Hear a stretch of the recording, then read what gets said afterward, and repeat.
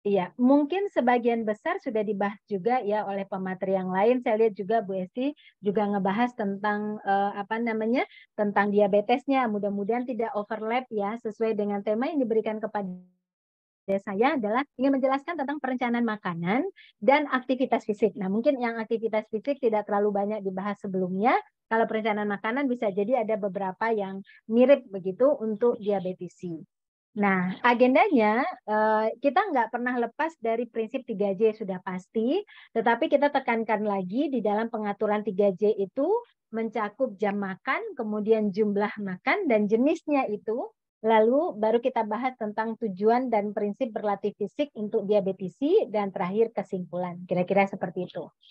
Nah, kalau kita melihat dalam kondisi jumlah jadwal, jumlah dan jenis makan terkait dengan kejadian kondisi diabetes itu sendiri. Sebenarnya seorang diabetesi kita katakan memperoleh, dulu kita sebut terkontrol, ketika kadar glukosa di dalam darahnya sangat berfluktuasi normal. Ya, walaupun tinggi, tapi fluktuasinya normal gitu. Nah, itu kita katakan terkontrol. Tapi berita baru-baru ini dari banyak jurnal yang saya pelajari, mulai ada kata remisi untuk seorang diabetesi. Ya, luar biasa kalau bisa remisi ya. Jadi artinya harapan besar terbuka bahwa seorang penderita diabetes yang sekarang kejadiannya lebih muda di usia 15 tahun ya kan, itu masih memungkinkan untuk dia hidup normal ke depannya karena ada kesempatan untuk memperoleh remisi itu tadi.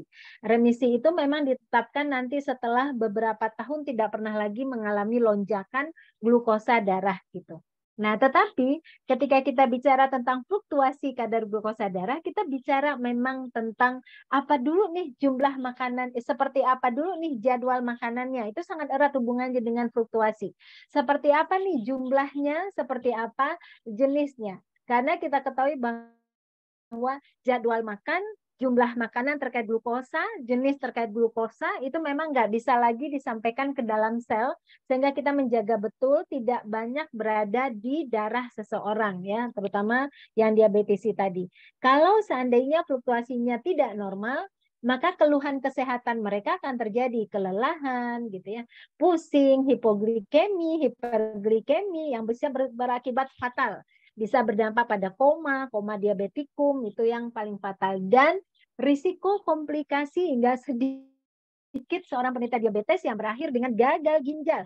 Meninggal tidak dengan diabetes tapi dengan gagal ginjal. Kok bisa? Karena glukosa darah yang tinggi pada darah itu butuh penyaringan yang terlalu berat oleh glomerulus di ginjal. Maka pada akhirnya terjadi kegagalan. Nah, itulah yang disebut sebagai kondisi gagal ginjal akibat tingginya kadar glukosa darah. Ini kan yang mesti kita benar-benar atasi. Begitu banyak orang-orang yang kemudian berakhir dengan cuci darah karena selama menderita diabetes glukosa darahnya tidak terkontrol dengan baik. Nah, sekarang kita lihat jadwal makan dulu. Ini adalah orang-orang yang punya pola makan berbeda satu sama lain. Jadi kalau yang di coklat itu pola makannya cuma 2 kali sehari. Tapi dengan kebutuhan yang sama nih, sama-sama 2000 kalori, yang satu ngebagi 2 kali, yang satu ngebagi 6 kali. Mari kita bisa lihat ya, yang dibagi menjadi 6 kali itu fruktosa darahnya cenderung terkontrol. Tapi yang dibagi 2 kali itu lonjakannya cukup tinggi. Nah, ini kan yang berbahaya ketika ada lonjakan glukosa darah, lalu pada saat itu kan tidak mampu glukosa itu diubah jadi energi dan dipindahkan ke dalam sel. Akibatnya lonjakan inilah yang kemudian membawa keluhan-keluhan bahkan komplikasi ke ginjal itu tadi, karena darah itu menjadi kental, proses penyaringan menjadi berat begitu. Nah, jadi kita bisa lihat bahwa memang seharusnya yang kita lakukan adalah pemberian makanan yang lebih sering dengan total kalori sama, tidak meningkatkan total kalori, tapi membaginya menjadi beberapa kali waktu makan. Nah, itu satu prinsipnya. Yang prinsip kedua, kita juga melihat selain kita bagi nanti menjadi banyak bagian, kita melihat prinsip dari glukosa yang terkandung pada makanan.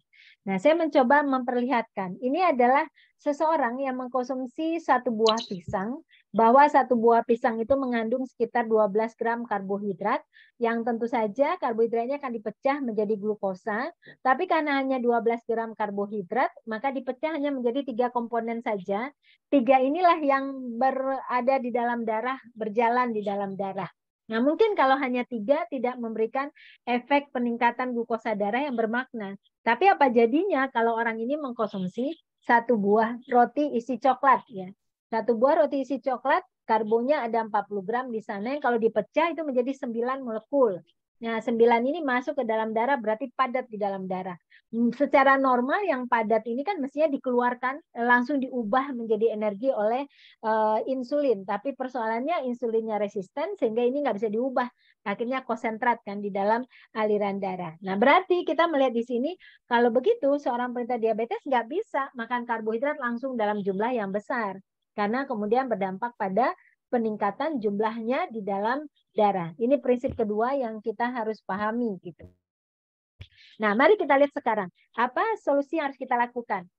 Karena kita tahu karbohidrat ini nanti akan berpengaruh pada jumlahnya di dalam darah, maka mari kita pahami tentang karbohidrat.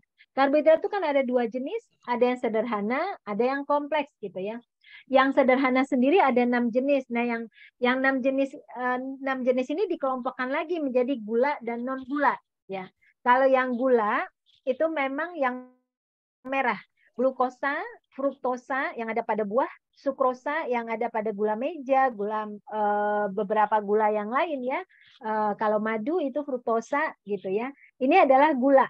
Nah, ini definisi gula yang dikeluarkan oleh WHO. Tapi kalau galaktosa nggak ada di makanan kita ya. Ini kayak karbohidrat yang ada di apa belalang kalau tidak salah ya, itu serangga, jadi nggak ada di kita. Nah, laktosa, maltosa itu nggak disebut sebagai glukosa ya. Jadi kayak laktosa itu ada pada susu. Apakah susu itu mengandung gula? Tidak. Tapi mengandung karbohidrat? Ya. Karbohidratnya sederhana, jenisnya laktosa, tapi bukan gula gitu ya. Kecuali dia menambahkan sukrosa sengaja ke dalam, baru disebut mengandung gula gitu. Nah, kemudian ada karbohidrat kompleks kan. Nah, karbohidrat kompleks ini dibedakan lagi tuh. Ada pati, ada serat. Yang patinya sendiri dibedakan lagi jadi 2 bagian, yaitu yang indeks glikemia tinggi dan indeks glikemia rendah. Perbedaannya adalah kalau pati itu memiliki indeks glikemik tinggi, memang dia secara bersama-sama sekaligus akan merespon insulin. Nah, itu persoalannya. Jadi dia sekaligus. Kalau indeks glikemik rendah tidak, dia akan masuk bertahap, tidak merespon langsung, sehingga insulin itu tidak bekerja langsung dalam pekerjaan yang berat. Jadi dia bisa bekerja sedikit demi sedikit. Nah, ini menguntungkan tentu bagi orang-orang yang memiliki insulin tidak sensitif lagi gitu ya. Nah, serat sendiri dibagi 2 lagi, larut air dan tidak larut air. Jadi kalau larut air itu lebih kepada dua-duanya punya peran besar untuk membuat glukosa akan masuk secara bertahap, tetapi selanjutnya punya peran yang berbeda, di mana kalau tidak larut air lebih kepada pemberi volume feses, kalau yang larut air itu lebih kepada untuk mencegah baliknya siklus enterohepatik, baliknya si kolesterol ke hati yang untuk di metabolisme, tapi lebih banyak dicegah sehingga si kolesterol dimasukkan ke dalam usus besar, ya itu perbedaannya. Nah, dari pengetahuan karbo ini, Bapak Ibu, ketika kita mendekati seorang penderita diabetes, kita fokus pada glukosanya, kita harus lihat banget, modif banget, fruktosanya kita modif banget, sukrosanya dimodif juga, lalu indeks glikemik tinggi kita modif. Nah, ini yang harusnya tidak bisa bebas dikonsumsi oleh seorang penderita diabetes. Dan kita punya kesempatan mengganti rasa ini dengan yang lain. Misalnya, oh glukosa, fruktosa, sukrosa dibatasi, tapi ada maltosa pada produk-produk tertentu gitu ya. Atau indeks glikemik tinggi nggak boleh, ada indeks glikemik rendah begitu kira-kira ya. Nah, ini untuk karbohidrat. Sekarang kita lihat dari semua makanan yang ada, mana aja sih yang menghasilkan karbohidrat. Jadi kalau kita lihat bisa dipastikan semua makanan kita tuh pada umumnya memang menghasilkan karbohidrat, kecuali yang berasal dari protein hewani, ya kan? Yang bukan dari protein hewani semua menghasilkan karbohidrat. Tapi jumlahnya berbeda-beda dan jenisnya berbeda-beda. Kalau kita lihat ini untuk satu porsi mereka begitu ya. Ini kalau si gula untuk 1 sendok makan cuma 13 gram ya. Sedangkan si nasi putih, si mie ataupun roti itu ada 40 gram ya. Wow, tinggi ya. Kemudian si buah ada 13 gram. Nah, kalau kita buat yang sama aja ini. Si gula 13 gram, buah 13 gram, jelas mereka berbeda cara kerjanya. Ya sama-sama sukrosa, satu lagi fruktosa, sama-sama karbohidrat sederhana, tetapi dalam bentuk buah ini sudah terikat dengan serat sehingga dia menjadi bernilai lebih baik walaupun sama-sama menghasilkan 13 gram. Jadi nggak semata-mata jumlah 13 gram tapi juga kepada jenisnya gitu ya. Nah, terus kalau kita lihat lagi misalnya karbohidrat gitu. Ini kan ada mie di sini, ada roti ya, kemudian ada kentang, ada si jagung gitu ya. Kan sama-sama 40 gram masuknya Bu Rita. Iya, tapi reaksi di dalam tubuhnya juga bisa berbeda ketika yang masuk itu misalnya kentang bisa berbeda reaksinya dengan yang masuk itu nasi putih atau yang masuk itu tepung-tepungan. Nah, begitu. Jadi tadi ke jenis lalu kemudian bagaimana cara kerjanya di dalam tubuh kita ya. Nah, lalu kita lihat yang serat sendiri itu punya hubungan yang bermakna ya. Teman-teman bisa lihat kalau kita selalu makan yang berserat itu kadar glukosa darah kita selalu tersenyum gitu ya. Jadi tersenyum itu artinya dia tidak pernah akan memberikan respon tidak nyaman pada tubuh kita kalau orang-orang itu rajin mengkonsumsi makanan yang berserat dan indeks glikemik rendah. Ini menjadi penting untuk seorang diabetisi ya, karena dia harus dibikin senyaman mungkin kondisinya. Betul. Begitu ya, metabolik yang ada di dalam di tubuhnya pada saat kondisi dia mengalami resistensi insulin ya. Nah, sekarang kita lihat perbandingan antara makanan pokok aja. Ini adalah berdasarkan jumlah karbohidrat ya yang ada di dalam. Jadi kalau kita melihat perbandingan per 100 gram, memang karbohidrat rendah adalah pada kentang ya. Nah, jadi ketika kita sama-sama makan 100 gram, 100 gram, 100 gram, maka karbohidrat yang paling rendah adalah kentang, kemudian ubi jalar. Banyak orang mengatakan ubi jalar manis, tapi faktanya per 100 gram ubi jalar cuma 24 gram karbo loh. Tapi 100 gram nasi putih itu 40 gram karbo loh, gitu ya. Jadi menguntungkan kalau kita memilih yang kentang, ubi jalar, jagung, nasi beras merah, singkong itu lebih menguntungkan dibandingkan kita memilih bihun, mie kering, roti putih, gitu ya, nasi putih, itu lebih menguntungkan yang di bawah ini tadi gitu. Itu dari jumlah karbohidratnya. Kita memang tidak pernah bicara perpenukar karena kita bicara adalah bagaimana lambungnya bisa terisi penuh sehingga tidak rasa laparnya teratasi. Sedangkan untuk bicara gizinya, kalau kita menggunakan kentang segar hanya 100 gram mungkin proteinnya menjadi lebih rendah dari nasi putih, toh kita tidak akan mencari protein dari karbo ini. Tapi yang kita cari protein benar-benar dari sumber protein yang akan kita tingkatkan nanti. Nah, lalu kita mengenal lagi sayuran yang tipe A yang akan menurunkan indeks glikemik semua makanan. Sehingga ini sayur ini menjadi wajib pada seorang diabetisi.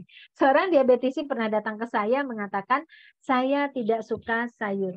Untuk tahap awal, dia nggak suka sayur, kita coba carikan pengganti-pengganti karbo yang lebih indeks glikemiknya lebih rendah, begitu ya, ketika tidak suka sayur gitu. Tapi sambil belajar. Nah, sembari mereka belajar, mereka baru memahami gitu ya bahwa ternyata dia mencoba sedikit timun dulu, berlanjut, dia ngerasain perasaannya menjadi lebih baik begitu ya, dan ketika dites glukosa darahnya juga masih lebih baik, sehingga pada akhirnya memang seorang diabetisi mau nggak mau ya harus mulai menyukai sayur. Inilah yang bisa menyeimbangkan reaksi atau metabolik glukosa yang terlalu tinggi di dalam tubuhnya.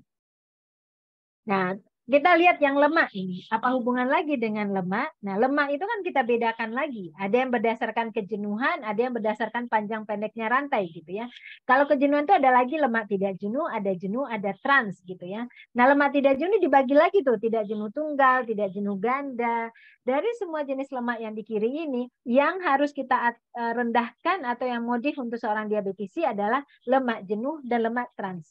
Kalau lemak jenuh gampang sih, kita kembalikan ke gizi seimbang di bawah 10% energi total. Lemak trans ini nih persoalannya, kita harus nolkan benar-benar nol. Jadi mereka nggak bisa mendapatkan makanan-makanan yang berisiko ada lemak trans. Karena keberadaan lemak jenuh dan lemak trans terbukti akan memicu resistensi insulin lebih berat. Nah itu, jadi benar-benar kita cegah ini tidak terjadi ya. Nah sedangkan berdasarkan panjang pendeknya juga kita temukan ada rantai pendek, ada rantai menengah, ada rantai panjang. Nah rantai panjang ini seperti misalnya ya kita hitung-hitungan mana untung rugi ya. Kalau rantai panjang jelas dia sulit dicerna, mudah dideposit menjadi lemak dan kemudian menjadi lemak tubuh dan darah. Apa contohnya rantai panjang? Salah satunya rantai panjang itu ada di daging sapi. Itu memang kita harus batasi itu. Karena selain dia rantainya panjang, dia juga lemaknya jenuh. Tapi beda sama ikan. Ikan rantainya panjang, tapi ikan itu dia lemak tidak jenuh. Yang tidak jenuhnya ganda lagi. Sehingga walaupun dia rantai panjang, dia punya efek yang anti-inflamasi. Nah, nanti ini menguntungkan. Oh, oke deh, sulit dicerna, tapi anti-inflamasinya itu loh yang kita butuhkan, sehingga pada akhirnya jatuhlah pilihan kita bahwa ikan menjadi lebih dominan untuk kita berikan pada seorang penderita atau pada seorang diabetisi.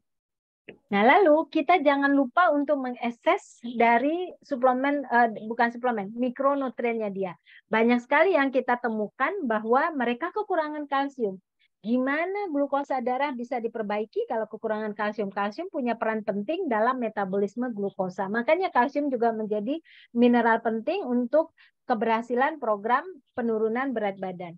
Krom ini paling sering kurang sehingga dokter pada umumnya telah meresepkan suplementasi krom ya, dan pada produk-produk makanan diabetes pun dia telah meletakkan krom ke dalamnya ya, mensubstitusi krom ya, karena dia bisa meningkatkan sensitivitas insulin. Jadi pemenuhan krom bisa meningkatkan sensitivitas insulin.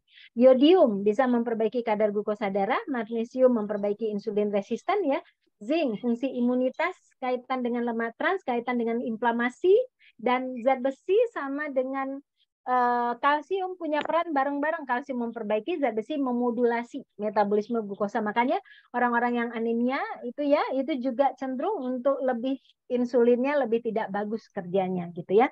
Lalu kemudian selenium ya, itu mengubah stres oksidatif yang terjadi akibat peningkatan glukosa di dalam darah. Jadi penuaan-penuaan pada sel darah ya, tumpukan dari sel stres oksidatif itu bisa diatasi dengan keberadaan selenium. Ya, memang kalau untuk hal seperti ini seseorang pasien atau diabetisi itu memang harus ketemu dengan ahli gizi ya untuk mengakses pola makan kami ini udah cukup belum kalsiumnya, zat besi, zinc, selenium. Jadi saya selalu katakan pada masyarakat kita bahwa datang ke ahli gizi itu minimal 1 kali seumur hidup deh. Kenapa memangnya Bu Rita?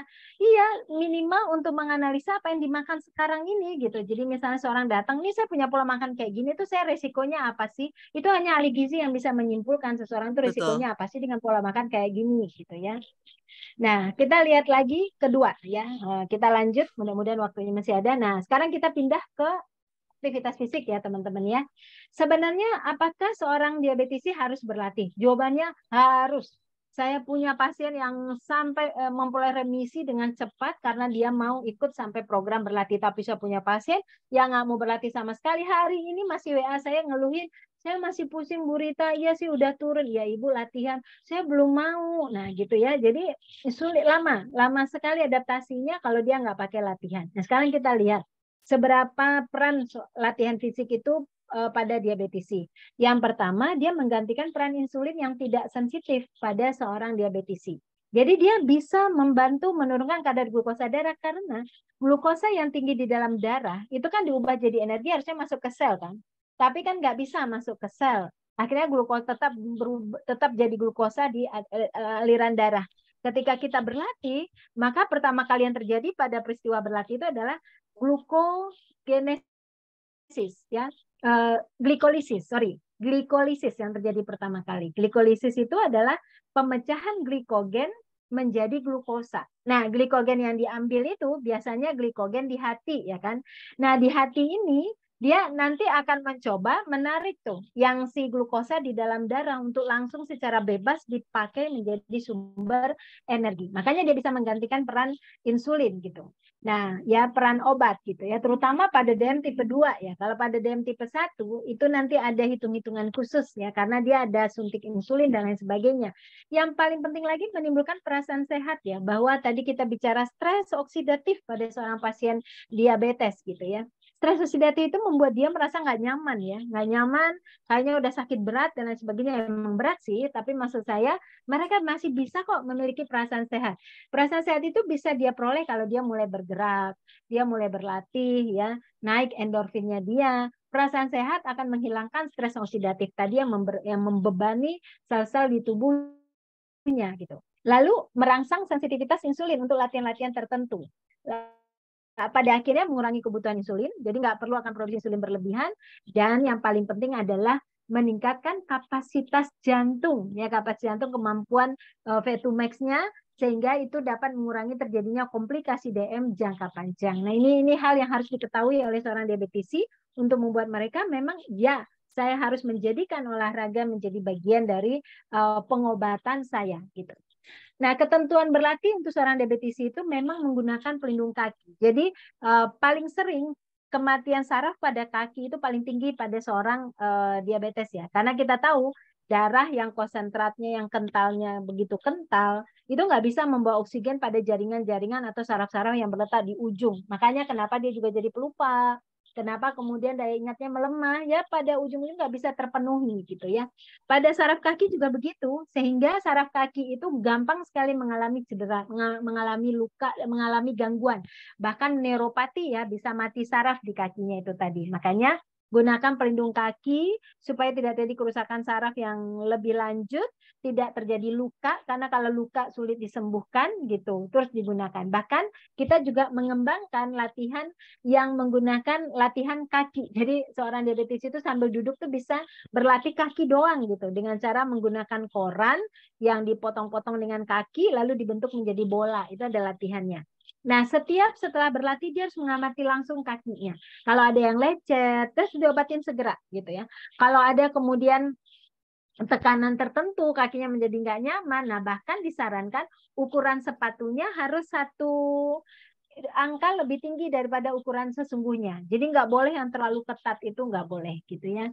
Nah, tetapi pada glukosa darah yang tinggi di atas 250 tidak dibenarin dulu berlatih. Dia harus menurunkan dulu ya, dan ditunda ya, juga ketika kita menemukan adanya ketonuria.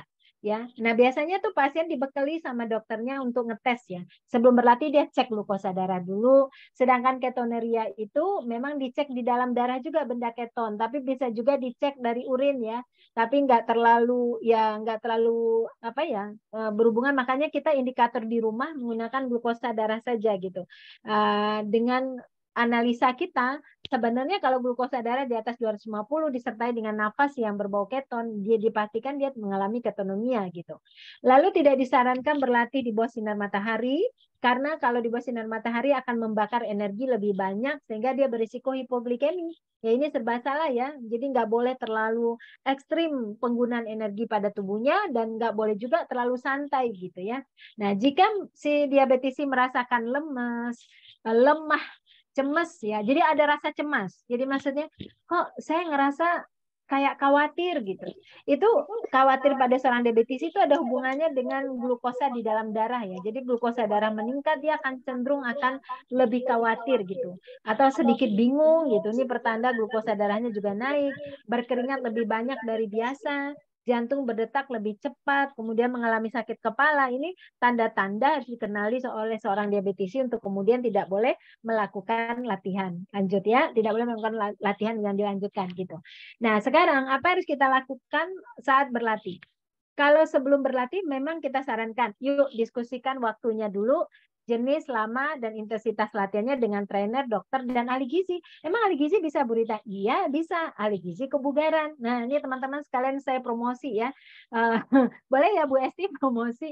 Jadi PP ISNA akan mengadakan pelatihan Sporty Fitness 7. Yuk bergabung, kita akan belajar tentang gizi olahraga untuk kebugaran, penurunan berat badan, kemudian juga body fit, body slimming, body building gitu. Kemudian juga gizi olahraga prestasi untuk atlet ya, bagaimana menangani atlet endurance, atlet speed, atlet power, atlet kombinasi gitu. Gimana kita nanganinya tuh ada di pelatihan. Yuk ikut bareng-bareng gitu ya, supaya nanti kita tuh memberikan edukasi pada pasien kita, pada klien kita tuh lebih luas gitu. Juga bisa tentang olahraga gitu. Nah, kemudian sebelum berlatih itu memang dianjurkan 1 sampai 3 jam sebelumnya mengasup karbohidrat gitu ya. Nah, karbohidrat ini kita bisa dari buah, pisang, bisa dari buah-buahan kering seperti kismis, buah kurma itu juga bisa ya diberikan. Dan sebelum berlatih itu metabolik harus terkontrol dulu ya, kita cek dulu. Dan kemudian kalau akan berlatih glukosa darah kita 90 ke bawah, maka nggak boleh berlatih, tunda dulu sampai naik ke angka yang normal di 120 ya. Nah, jadi bisa makan dulu, makan karbo dulu gitu ya. Dan nggak boleh dehidrasi. Ternyata dehidrasi berkorelasi dengan peristiwa hipo ataupun hiper gitu. Nah, kemudian selama berlatih, itu per 30, kalau latihannya panjang, per 30 menit dicek darahnya. Tapi kalau berlatihnya cuma 30 menit, di akhir aja diceknya. Dan cairan terus ya, karena cairan ini menentukan keseimbangan respon tubuh terhadap penurunan glukosa di dalam darah. Nah, kemudian 20-30 menit waktu berlatih itu jika merasa ada tanda-tanda mulai kayak mau hipo. Jadi seorang DM itu memang diajarkan untuk merasakan tanda-tanda itu. Maka dia harus konsumsi karbohidrat. Nah, kalau setelah berlatih, itu sepanjang malam harus dimonitor terus teman-teman. Karena efek dari latihan ini itu panjang. Kalau kita nih yang bukan diabetisi 2 jam kelar efeknya. Jadi berlatih jam 2 nih, jam 4 itu masih ada efek tuh. Pembakaran kita masih ada tuh. Jam 4 udah nggak ada tuh. Tapi diabetisi bisa sepanjang malam berlangsung terus. Jadi bisa aja kapan aja tengah malam jam 2 dia hipo tiba-tiba bisa teman-teman. Makanya tuh dimonitor kadar glukosa darahnya. Jika ada, terutama kalau dia ngerasa ada yang berbeda dari rasanya setelah berlatih saat ini, terus monitor per jam sekali dia monitor terus gitu. Betul, betul. Nah, lalu pertimbangkan tambahan karbohidrat yang kerjanya lambat ya. Yang lambat misalnya kita memberikan yang indeks glikemiknya misalnya kita makan ubi merah, nah itu kan lepasnya lambat ya. Nah itu diperlukan supaya nanti dia ngebantu untuk 4 jam kemudian gitu, untuk 3 jam kemudian gitu. Sedangkan yang lepasnya cepat seperti misalnya kurma itu di awal dikonsumsi gitu. Nah kemudian pastikan dalam 24 jam masih berisiko terus sampai keesokan harinya di jam yang sama, di jam berlatih. Misalnya berlatihnya jam 4, berarti sampai jam 4 sore itu pantau terus itu. Nah, ketika udah terbiasa, nggak perlu segitu-gitu lagi. Namun ketika dia merasakan ada yang berbeda dari sebelumnya, dia melakukan lagi pertimbangan seperti ini. Kismis, kurma itu menjadi teman seorang diabetisi saat dia melakukan program latihan. Nah, seperti apa latihan yang harus dilakukan? Prinsipnya fit ya. Fit itu F frekuensi latihan, I intensitas latihan, T itu adalah time atau tipe latihan. Nah, kalau untuk frekuensi, rutin, stabil, konsisten, teratur, minimal 5 kali sehari. Jadi ada kata rutin, ada kata stabil. Nggak boleh yang namanya seorang diabetes itu latihannya hit ya, naik, turun, naik, turun. Nggak boleh, dia stabil aja, jalan-jalan aja, durasinya panjang.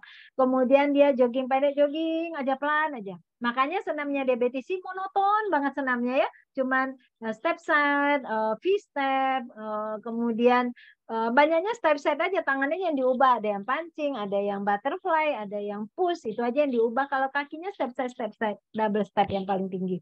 Ya, nah kita bisa melihat bahwa dari HbA1c, indikator adaptasi seseorang dengan makanan, seorang diabetisi, itu kalau berlatih lebih dari kurang dari 1 kali seminggu gitu ya. Jadi berlatihnya cuma 1 kali seminggu atau malah nggak ada sama sekali, itu memang persentase yang mendapatkan A1C-nya lebih dari 8% tinggi sekali gitu ya.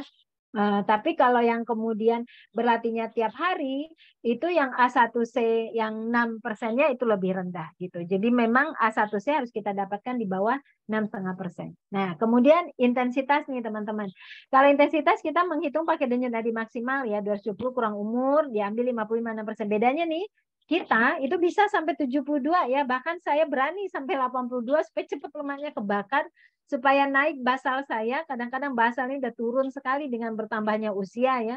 Lalu saya nggak inginkan gemuk cepat gitu, sehingga saya berlatih pernah di 85% denyut nadi maksimal saya gitu ya. Nah, tapi kalau diabetisi jangan coba-coba, sebugar apapun dia, maksimal dia hanya di 65%. Kita minimalnya di 72, jadi beda memang itunya. Jadi wajar kalau latihannya si diabetisi itu monoton banget ya, wajar karena denyut nadi hanya dicapai di 55 sampai 65% saja. Dan terlihat intensitas yang moderat itu memang bisa menurunkan kadar glukosa darah, risiko hiperglikemi mereduksi sampai 50%. Kalau yang weight training, yang high intensity exercise itu enggak, sedikit sekali dia bisa hanya mereduksi hiperglikemi. Jadi kita memang menggunakan yang intensity endurance ya. Nah, kemudian kalau tipe itu kan latihan itu ada 4 teman-teman, ada flexibility exercise, ada balance exercise, ada strength kekuatan ya, ada endurance gitu. Nah, ternyata yang bernilai aerobik yang tidak membebani kaki itu mampu meningkatkan daya tahan kardiovaskular ketika dikombinasikan dengan latihan kekuatan.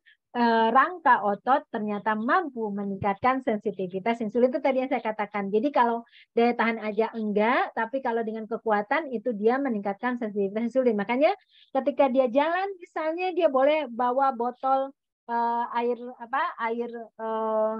yang ini ya. Nah, itu bisa dipakai untuk beban mereka begitu. Nah, kemudian ditambah dengan latihan kaki untuk sirkulasi darah, menggunakan tadi latihan lipat koran tuh paling terkenal sih ya. Udah dulu saya pernah ajarkan itu udah lama banget waktu di 2008 pertama kali menulis buku tentang diabetes. Kemudian tempo durasi lama latihan tuh ada range-nya teman-teman. 20 baru memberikan hasil, tapi bisa 30, bisa 60, bisa 90. Nah, ini tergantung pada berat badannya si pasien ini. Makin berat dia, kita mulai dengan durasi yang pendek. Nah, kalau dia udah normal tuh beratnya, kita bisa durasinya lebih panjang ya.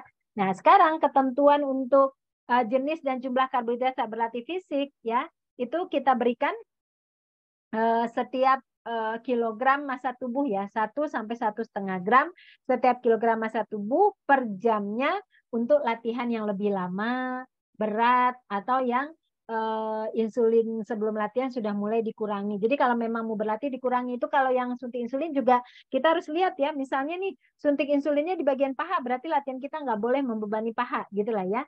Kemudian setelah berlatih itu juga harus mengkonsumsi sumber karbohidrat kompleks dan sederhana yang indeks rendah supaya lepasnya lebih lambat karena dia akan bertahan harus stabil sampai 24 jam ke depan ya, kira-kira seperti itu. Nah, terakhir, penyakit diabetes mellitus tipe 2 emang tidak bisa disembuhkan, tapi bisa memperoleh remisi dengan glukosa darah terkontrol dan sensitivitas insulin membaik. Nah, naik turunnya kadar glukosa darah ini akan dipengaruhi oleh asupan karbohidrat. Makanya resistensi insulin itu harus kita perbaiki dengan modifikasi karbohidrat. Ikut serta lemak jenuh dan stop di transnya dan meningkatkan asupan mikronutrien yang tadi, serta kemudian melakukan latihan fisik. Jadi saya kira demikian, ini tempat saya praktek di Jakarta, dan ini buku-buku yang telah saya tulis sejumlah 36 judul. Saya kira demikian. Terima kasih Mbak Anita, saya kembalikan ke Mbak Anita. Wow.